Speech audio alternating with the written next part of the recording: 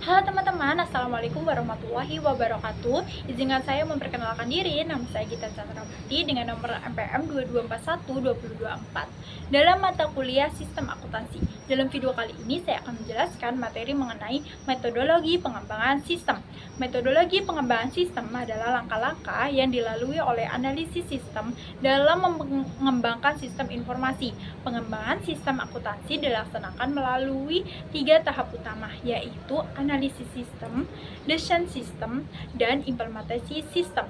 Dalam setiap tahapan pengembangan sistem tersebut, analisis sistem menghasilkan dokumen tertulis yang menyajikan rancangan pekerjaan yang akan dilaksanakan dalam pengembangan sistem atau hasil pekerjaan pelaksanaan tahap pengembangan sistem. Dokumen tertulis tersebut diserahkan kepada pemakai informasi sebagai media bagi analisis sistem untuk mengomunikasikan pekerjaannya kepada pemakai informasi. Yang pertama ada analisis sistem. Dalam tahap ini, analisis membantu pemakai informasi dalam mengidentifikasi informasi yang diperlukan oleh pemakai untuk melaksanakan pekerjaannya. Analisis sistem harus memperoleh informasi yang sebenarnya diperlukan oleh pemakai informasi, karena menjadi dasar untuk melangkah ke tahap desain dan implementasi sistem. Analisis sistem dibagi menjadi 4 tahap, yaitu analisis pendahuluan, penyusunan usulan pelaksanaan analisis sistem, pelaksanaan analisis sistem, dan penyusunan laporan hasil analisis sistem. Nah, analisis pendahuluan. Dalam analisis pendahuluan, analisis sistem mengumpulkan berbagai informasi umum untuk menyusun dokumen tertulis yang disebut usulan pelaksanaan analisis sistem. Jika perusahaan memiliki departemen sistem informasi, pekerjaan pengembangan sistem akuntansi dalam perusahaan tersebut umumnya didahului dengan diterimanya permintaan jasa pengembangan sistem informasi. Permintaan jasa tersebut berisi penjelasan ringkas, luas pekerjaan, hasil yang diinginkan, jangka waktu penyelesaian pekerjaan. Penyusunan usulan pelaksanaan analisis sistem. Pelaksanaan analisis sistem direncanakan oleh analisis sistem dalam suatu dokumen tertulis yang disebut usulan pelaksanaan analisis sistem, yang bertujuan untuk mempertemukan pikiran pemakai informasi dengan analisis sistem mengenai pekerjaan pengembangan sistem akuntansi yang akan dilaksanakan oleh analisis sistem untuk memenuhi kebutuhan pemakai informasi. Sumber informasi dan analisis sistem.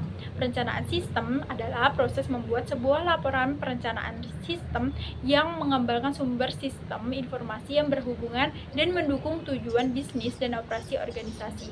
Perencanaan sistem dilakukan saat suatu kegiatan akan berjalan. Tujuannya untuk melihat kesempatan manfaat teknologi informasi dan membangun proyek sistem yang mendukung tujuan bisnis. Nah, ada teknik pengumpulan informasi dalam analisis sistem. Dalam analisis sistem adalah melakukan pengumpulan data. Ada beberapa teknik pengumpulan data yang sering dilakukan, yaitu teknik wawancara. Wawancara adalah salah satu cara untuk mencari fakta dan menyingkat dan merekomendasikan sebagai peristiwa, mengutip pendapat dan opini narasumber. Dan ada teknik observasi, adalah proses pengamatan dan pencatatan secara sistematis mengenai gejala-gejala yang diteliti.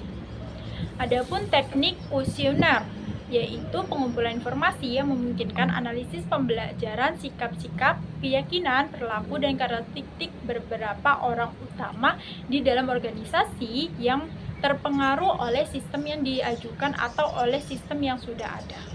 Dan yang terakhir ada penyusunan laporan hasil analisis sistem. Hasil akhir proses analisis sistem disajikan oleh analisis sistem dalam suatu laporan yang disebut laporan hasil analisis sistem. Laporan ini merupakan dokumen tertulis yang dibuat oleh analisis sistem untuk diserahkan kepada pemakai informasi.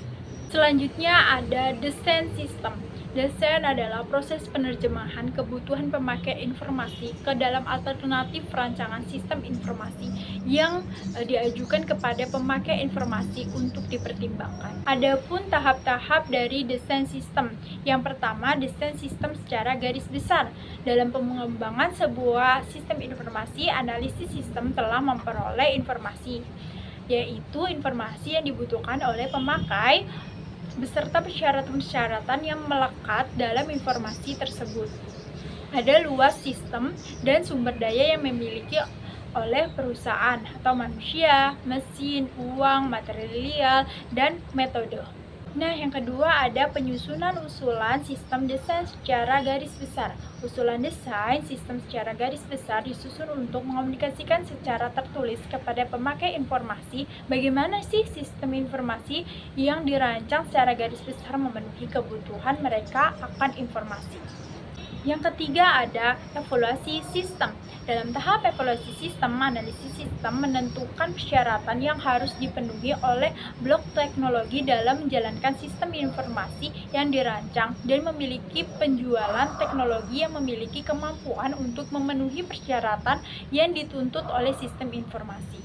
Yang keempat ada penyusunan laporan final desain sistem secara garis besar berdasarkan hasil diskusi antara pemakai informasi dengan analisis sistem dalam penyajian usulan desain secara garis besar dan evaluasi sistem. Analisis sistem kemudian membuat laporan final desain sistem secara garis besar.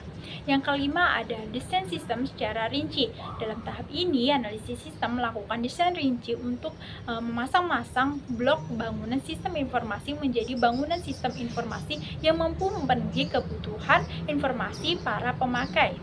Jika misal pada tahap desain secara garis besar sistem informasi dirancang untuk menghasilkan laporan umum piutang, dalam tahap desain rinci analisis merancang format laporan, isi laporan, distribusi laporan, bisa batas data yang dipaksa sebuah bahan laporan, pengendalian atas laporan, dan sebagainya. Dan yang keenam ada penyusunan laporan final sebagai desain sistem secara rinci. Hasil desain rinci sistem informasi ini disajikan oleh analisis sistem dalam dokumen tertulis yang disebut laporan final desain secara rinci. Yang ketiga ada implementasi sistem. Implementasi sistem adalah pendidikan dan pelatihan pemakaian informasi pelatih dan koordinasi teknis yang akan menjalankan sistem, pengujian sistem baru dan pengubahan yang dilakukan untuk membuat sistem informasi yang telah dirancang menjadi dapat dilaksanakan secara operasional. Implementasi sistem ini merupakan puncak dari segala kegiatan pengembangan dan perencanaan sistem informasi.